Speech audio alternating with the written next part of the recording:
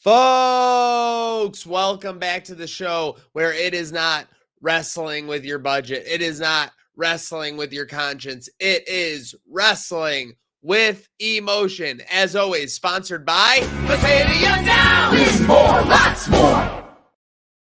We love you, Batavia Downs, the region's premier entertainment destination. The fun doesn't stop this weekend. We got performances. We've got awesome times on the gambling floor. Make sure you get to Batavia Downs and make sure your weekend is filled with lots more. With that said, let's get lots more in here for our panel. We got Slick Saturday. We got the Prophet Rob Ryan, and we got the head of the table, Michael J. Partham. Gentlemen, we are in kind of the post-WrestleMania glow of everything. Obviously we did have, Wrestle Dream. We had WrestleMania. Now we have both sides gearing up for a pay-per-view in just about 2 weeks away. With that said, what's your favorite thing going on in the world of wrestling? What's your favorite storyline going on across the board, whether it's reality on the McAfee show or something on SmackDown? What's your favorite thing going on in the world of wrestling? I'm really enjoying the Drew McIntyre stuff still. I mean, it's great news that we got that he re-signed recently, kind of unintentionally. The final boss decided once again to call his own shot and kind of just announce to the world that McIntyre re-signed. But it's great to have him. He's one of the best heels in the business, still doing his thing. And Damian Priest had a great promo with him the other night. Can't wait for that program and potentially McIntyre holding that belt, maybe going into SummerSlam. Yeah, that's a good one. First off, I'd like to say, some people acknowledge me wearing the sunglasses. Obviously, the Prophet's not wearing his today, but at least two of the three panel members decide to wear them. Parthy, I'm still waiting for you to wear some sunglasses, but maybe next show. But back to the topic on hand. Favorite storyline. Yeah, Drew Punk is a good one. You rarely ever see a storyline this hot with two guys that are injured. And Punk, who's been injured since Royal Rumble, and Drew's keeping it hot. Punk's starting to get back in the mix. He's had some good moments the last few weeks. Obviously, you got to talk about the Bloodline. No one saw it coming on what show just happened? Backlash with the new member, Tama Tonga's brother. Why am I blanking on his name? What did they name him? I heard they gave him a name. I'm blanking on his name. Tongaloa? Yeah. So no one saw him coming. Obviously, Jacob Fatu is still in the wings. And then obviously, as the months go on, the Tribal Chief is going to come back. Roman Reigns is going to come back to this bloodline, who he's not most likely won't be welcomed into. So obviously, that's the storyline that's keeping going. On the AEW side, obviously, you got to love the Anarchy, the arena stuff. You got to love what the EVP Bucks are doing with kind of running the show, with obviously the scapegoat Jack Perry and Okada. So that's a good one on the AEW side. But like Gabe, we've been saying for months now, pro wrestling is the hottest it could be. The Bloodline 2.0 is by far the best storyline right now because come on. Why not? Because you've got so much intrigue, you've got new faces, you have the twists and turns of Paul Heyman's not talking to the Tribal Chief since WrestleMania, but now Solo is saying that he is, and he's getting his orders from Roman Reigns, but Paul Heyman's not getting his orders from Roman Reigns, and Paul just is sitting there like a deer in the headlights, not knowing what the hell is going on. And of course, like Rob said, Jacob Fatu is the sword of Damocles hanging in the wings.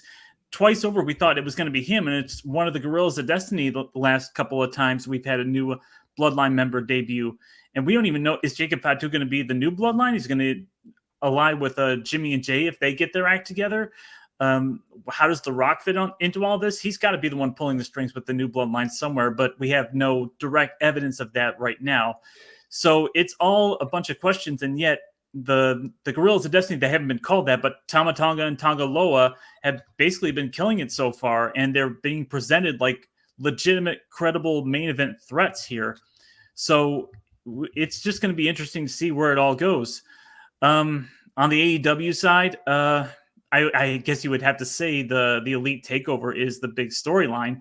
I don't know if it's the most quality creatively, but it's certainly in your face and you can't avoid it. And it's certainly what's being presented as the big angle, and it's going to not come to a head at Arcade Arena. It's only going to get started there, I think. Well, and this is like, I mean, this is, I think that, the thing, I'm not going to say the same fucking thing I've said for 5 shows about how things get put in a different box when AEW does and versus WWE. But yeah, I'm enjoying both. I'm enjoying all of them. I will say the hilarious thing is when Tangaloa debuted, I thought that was Jacob Fatu because I have no idea what any of them look like. So I was convinced that they were going to say that's Jacob Fatu, and they're like, no, that's Tangaloa. So I like it. I like where it's going. I think they could have done a little bit better job of showing that like Paul Heyman couldn't get a hold of Roman Reigns. Like they could have made that cinematic with like a call failure or something, like, with all the times he's reached out to him. Instead, you're kind of just finding it out through like secondary sources and the fact that he's saying it to obviously Solo. Again, I like it. I like what's going on. What I would like to see happen on the WWE side of things, I mean, they're set up for this perfectly, and you were kind of alluding to it. If The Rock is pulling the strings, and The Rock does want to be involved, and The Rock should want to be involved, and Netflix obviously wants The Rock involved, as he said in his Instagram post. With that said, we get a situation where we get The Rock's tribe against the Tribal Chiefs tribe at Survivor Series. Yeah. And then you can let it bite it out. And then you could also do Cody and friends against the Judgment Day.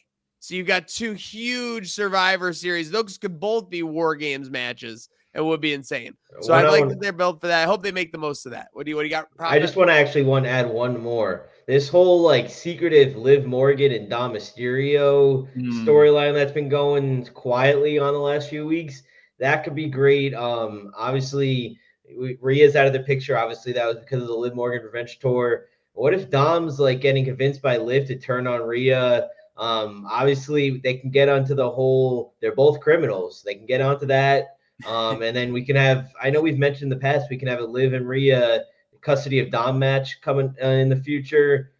Some great stuff going on in both companies right now. Not to mention that Damian Priest is showing a lot more babyface tendencies in recent times, not wanting the Judgment Day to beat down his opponents after the matches. And he had a great promo with Drew McIntyre the other day. Actually, I think he cooked Drew in that promo with all these legitimate points of, you could have cashed. I could have cashed in before, and you didn't let me. So this is all on you. You basically, brought this on yourself. So Damian's kind of getting some momentum as the World Heavyweight Champion, and you can see the seeds being planted of him sort of breaking away from the Judgment Day, and how that's going to play into what's going on with Liv and Dom is going to be interesting too. A very rare, great point by the head of the table there. Good job, Parthy. Rare. Proud of you. But with that said, have no fear. We're not talking match segment of the year yet. We are talking, of course, Train Wreck Trivia, brought to you by, of course, our friends at Batavia Downs. Batavia Downs is more, lots more. On this day, 25 years ago, gentlemen, we were in the heart of the Attitude Era. It was May 16th, 1999. The WWE was hosting a No Mercy pay-per-view. Stone Cold defending the WWF title at the time against 2 opponents. Who were they? I don't know. Triple H and The Undertaker? Wait, what the hell? Oh, no. my God. Terrible. Botchamania. I had it pulled up, and yes, it was Triple H. That match is kind of, it doesn't really matter because you know what that day was? That was the birth of the Prophet. That's true. Oh my God, you were born on that same match day? Amazing. Wow. By the way, shout out birthday day. That's amazing. It's proof that 2 good things can happen on the same day. Wow.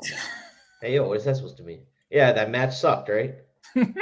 No, two great things can Dude, happen. you just can't. Dude, shut up, This dude. man said can happen on the same day. No, that's not what I said. I said what can. the hell is this? I was trying to give you a compliment. Bro. Oh, okay. Well, I appreciate it, but make bro, sure it's all over, compliments to the It's Prophet. over, dude. I can't believe this stupid ass graphics not working. I'm pissed. Unbelievable. The intern is really messing with my sound right now. I can't really hear anything. It's crazy. Hold on. Oh, give me a break. Clearly needs to get fired again. I hired this new one. He sucks also. All right. Come on. Let's run it back. Let's see if we can do it. On this day, We see clearly. yeah, you do see clearly. 14 years ago, RVD defended the TNA World Heavyweight Championship against who? AJ Styles. AJ Styles. There we go. That one worked. Proud of you. Look Thank you at for our clean friends. blood AJ. Yeah, Jesus. yeah, Wow. clean cut AJ. It was seriously. That was what was the faction that they were in? It was in a faction with Ric Flair. They were like the future. The main event Mafia. No. The main event Mafia Immortal? was Sting, Kevin Nash, and co. But they were in one. It was kind of like becoming like Four Horsemen 2.0. But shout out to our friends at Batavia Downs for the trade. Batavia Downs. More, lots more. We got Parthy. Is that the one that where Jay Lethal was doing his Ric Flair impression against when Rick had that stable in TNA, whatever they were called? Yes. They were in the stable when they came out and did the infamous promo with the imitation of Ric Flair, of course. All right, so we're talking favorite storylines, and all those storylines going together. We got in a week and a half here coming up, or wait, just over 2 weeks. Double or Nothing and King and Queen of the Ring. So I'll ask you all, which one are we looking forward to more? Is there a certain match from the two, exclusive events that we're looking forward to most? What are we looking forward to with these two big events to end May? I think I'm going to say AEW Double or Nothing for me personally. I think Double or Nothing is one of the staple AEW pay-per-views. They always put on a great show every year. Just hopefully this Vegas crowd is better than last year, because last year they sucked and it kind of took away from the show. I can't really get too excited about the King and Queen of the Ring. They just feel like they don't matter as much these days. I know they're trying to do the same thing they did with the draft, make it feel more important again under Triple H, but I'm just not getting the feel for it. It's a Saudi card. They're just going to give the fans something to be happy about. I am excited, however, for the main event, Cody and Logan Paul match. That'll be awesome no matter what. But the rest, I think there'll be great matches, but I just can't get behind King and Queen of the Ring. They don't really mean anything for me, so I'm going to say AEW Double or Nothing. Yeah, I think it can go both ways. I think they both have matches that will be really, really good. I am very thankful that AEW, even though it's on a Sunday, it's a holiday the next day, so it's not running a show on a Sunday till midnight with people having to work the next morning. And I was mentioning it earlier, Anarchy of the Arena, Stampede, Stadium Stampede. It doesn't matter whichever kind of match they have. Those are always bangers going all around the arena/stadium. So I'm excited for that. And obviously, Slick already mentioned it for King, Queen of the Ring. We got Logan versus Cody for both belts. Obviously, Cody 2 belts. Maybe there's maybe something crazy goes on that there's a no DQ. And obviously, we could see the possibility of Uncle Howdy. We could see Jacob Fatu. So there's some good things on both cards. So I'm excited for next weekend. I am excited for the King of the Ring finals in particular because you got a lot of intrigue here. You've got just the semifinals on Raw are Gunther and Jey Uso, and I'm predicting on the SmackDown side we're going to see Randy Orton versus Tama Tonga, and how all those 4 guys are going to work out and who's going to be in the finals at King of the Ring. It's going to be interesting because some people peg Drew McIntyre to be winning this, and Jay's the one replacing him. Although, me personally, I would have had Gunther pegged as the number 1 seed guy all the way through this.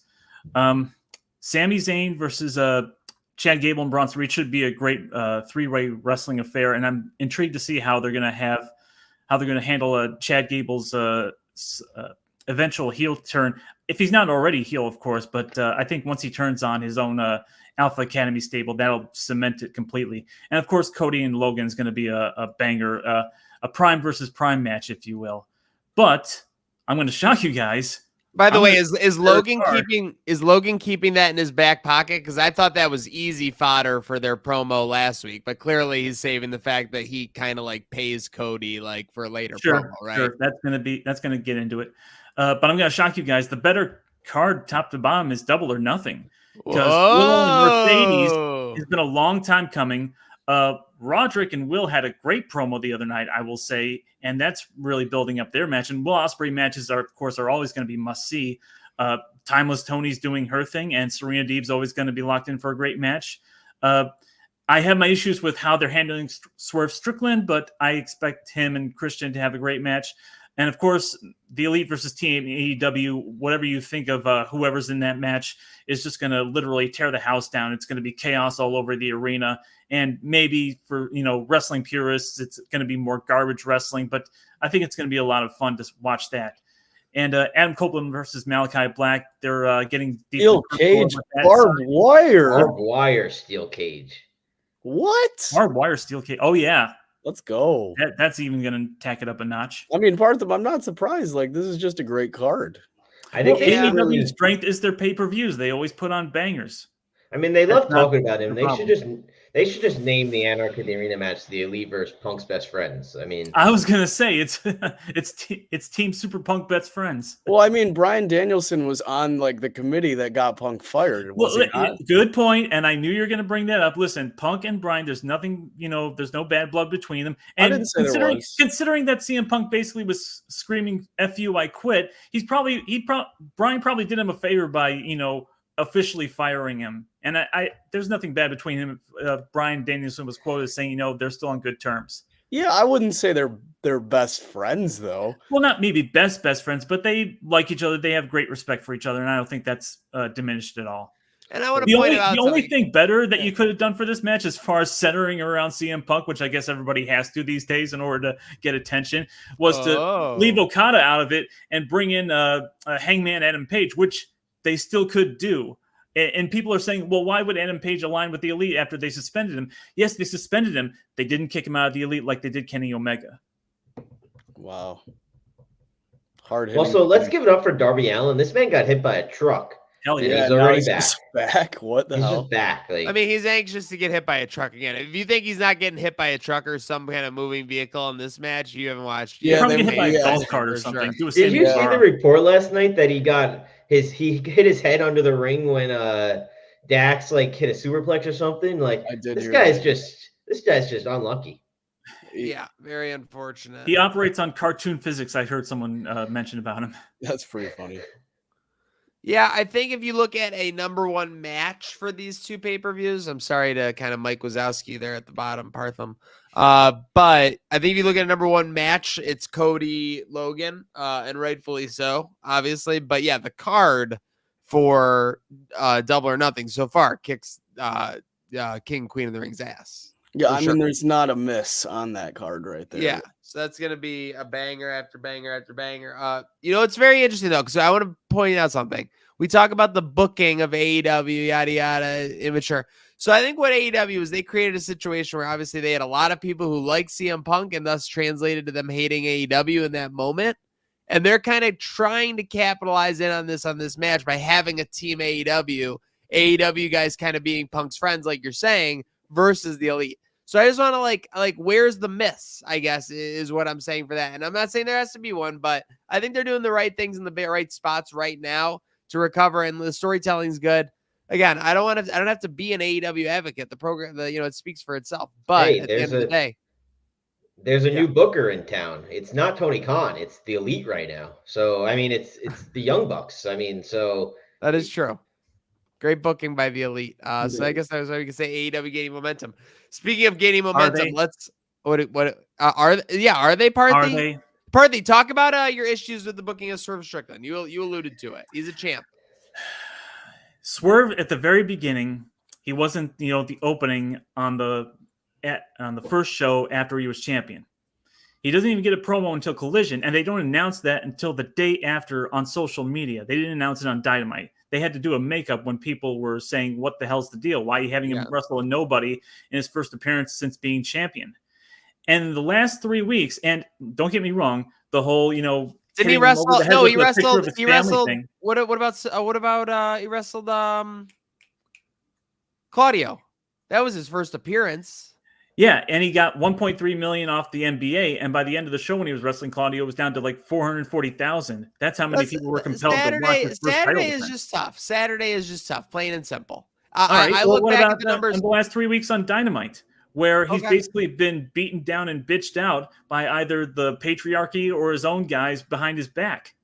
But this is where I completely disagree. We have a guy who ascended the ladder. He ascended the throne. He grabbed the brass ring. He finally is champion. And what happens? His faction turns on him. Parthy, this is a story we have really not seen recently. Exactly. We haven't seen it. That was the whole point. This came out of nowhere. There was no build up to it. I don't think that does there need to be build He's up. the champion. He's the champion all of a He's sudden. the one getting all the benefits. He left him in the dust when he won the championship. He wasn't thanking the mogul. They're hanging with the champ. And then let me go on your other point. That's wrestling 101 part. He's not the first. He's not the first segment when the new show is champion. But here's the thing: if he comes out with the first show as champion in the first segment and they pop a number and it goes down, then people are going to be like, "Oh, you booked the show stupid. You put the first thing out front." So it's a lose-lose either way. I'm not going to accept that first point. Last? If he's the champion, it should be the most important thing in the show besides the Elite Takeover. I mean, you know, that's the whole thing when Punk was the AEW champion, was he always in the main event? Pretty much. Not from what I recall. Dude. Not from what I recall, Parthy. He was having segments throughout the show. He was having segments at different times. I went to a show where he opened with a match with Dustin Rhodes. He either opened or closed. Okay. Well, so I'm saying that there's no win-win. He would pop at 9 o'clock. Are you kidding me? When's he going to look strong as a champion? All right. Speaking of matches and segments. He beat Claudio Castagnoli. Parthy, you're fired up. We put this in the pre-show. Do you have a match or a segment of the year so far on May 16th, 2024? Cody Roman. That's the match of the year so far. Not just because it was a good match, but everything that got booked into it, all that built up to it. I mean, people just went bonkers for that, everything that happened in the end, and finally seeing Cody win it all. How can you? Where does, if Cody's match was a 10, what do you give Sting's last match with the pre-show theatrics, 4-month build up, and a pretty good execution in the match? 9. Okay, that's all I'm saying. That's fair. That's absolutely fair. All right. Do you have a segment of the year? Oh, I would say I gave this some thought after you tweeted out the lineup here. I'm gonna say Punk, Drew, and Seth. Their promo in the ring, and with Drew was on the outside on commentary. They're basically sniping each other, taking shots at each other. It was the segment where they established Punk was going to be the commentator at WrestleMania. That to me was just promo brilliance, and all three guys all around. Yeah, I'm gonna add a third one. I'm gonna do best wrestling match, best booked match, and best segment. Best booked match was Cody Roman. Best wrestling match was Ospreay Danielson at the Revolution. The Prophet taking the head of the table to school there at Revolution. And the best segment, the 3 with Punk, Drew, and Seth was good. But I think the best one was, even though it was very short and it was kind of weird, I do love when Paul Heyman told Cody, come to SmackDown, Roman's gonna be alone. And Cody was like, yeah, I'll come alone also. And they have their little promo. And at the end, from the crowd, you just see the bloodline of Jimmy and Solo. And then you see Jay and Seth come out of nowhere. I think that was a great segment, even if it was very short and it wasn't like a speaking best segment. My match of the year is also Cody Roman, believe it or not. And my segment is very similar. I have to go with Cody and The Rock on the Raw after WrestleMania. Cody's winning the title, first speech in front of the crowd as the new champion, and The Rock comes out, and there was just so many reasons that was my favorite segment so far this year. The confusion, the awkwardness, the crowd chanting, "This is awkward," when they're exchanging belts. And then The Rock going all right, I'm a dip for a few months, but take this. You know what it is. Don't show it, but you know what it is. That segment, there was just so many question marks and spots that made me laugh, but this is so cool at the same time. So that was my favorite segment. And I agree, Rob. Danielson Ospreay, so well executed, but for me, I just haven't seen a WWE match like Roman and Cody in so many years. They just knocked that out of the park. So I have to go with that. All right. Well, I'm going with Sting's final match. You guys are completely disrespectful, but I'll only put it a notch above Cody and Roman. Very solid match. Cody Roman, well booked, great part. But slick. You mentioned question marks, and I think the only thing I need to take out of that is Mark, because that's absolutely what you are. You're mentioning the final boss, and you're not mentioning the segment that sent an earthquake through social media, boy, as he put a beating on you, boy, beating you around the backstage, boy, with the whip. Yeah, it was okay. They were slick. They were talking about that for days after the episode. And that really is I think the thing with that segment for me is like we all were like, yeah, it was awesome, but like as wrestling fans, like we know The Rock is capable of shit like that. Like I think the reason it got so much attention is because like people were seeing it online that aren't wrestling fans and going, "Oh my god, like what the hell has gotten into The Rock? Like who the hell is this guy? And why is he beating down this sore little lost puppy that is Cody Rhodes with an American Nightmare tattoo on his neck? He doesn't need to do that." Talking about his mom and shit, it just captivated the outside world's attention so much. But I feel like it just wasn't as special to me because we've seen stuff like that in the past. We know like that happens in the world of wrestling. And The Rock is definitely someone that can pull the strings and make something like that happen. I'm adding another. Yeah. No, go ahead. I just want to add another best segment. Well, I was going to say, when Rock told the entire city of Salt Lake City that they were all inbred, I think that was pretty good. That was good. What do you got? What do you got, Rob? I got like a mixture. It was like the same week, obviously. Right after Royal Rumble, Cody comes to SmackDown. He's saying, "I want to end the bloodline, but not at WrestleMania." Rock, that's a big fuss. That was the most talked about moment in wrestling like history almost. And then a few days later, the best segment had to be the WrestleMania press event. Yeah. See, I was gonna mention it. Of course, the Prophet probably read my mind and then cut me off like he likes to do. But with that said, yeah, that special show they did where CM Punk and Big E were on the panel, and then the Rock bitch slapped Cody Rhodes and walked out and like cursed out Triple H. That was really, nobody knew what was gonna happen at that point, really. Rock was getting straight booed. That was the beginning of his heel run. What was the city where Rock was like, "Congrats, you guys are the #1 city for cocaine and meth use"? Near Glendale, Arizona, or wherever it was. Yeah, I think he's been at least twice. Hilarious. Yeah, so just amazing. Speaking of amazing, you're amazing for tuning along with us. Great week of wrestling ahead. We obviously have SmackDown, Raw, Dynamite in a week build up to Double or Nothing, as well as King or Queen of the Ring. Make sure you are following along on all the platforms. Wrestle, W, Emotion. They shout out to our panel, Parthy, the Prophet, Rob Ryan. Obviously, head of the table, Parthy, Prophet, Rob Ryan, Slick Saturday, myself, Maniac. Thank you for tuning along in the show where it is not wrestling with your budget. It is not wrestling with your conscience. It is wrestling with emotion.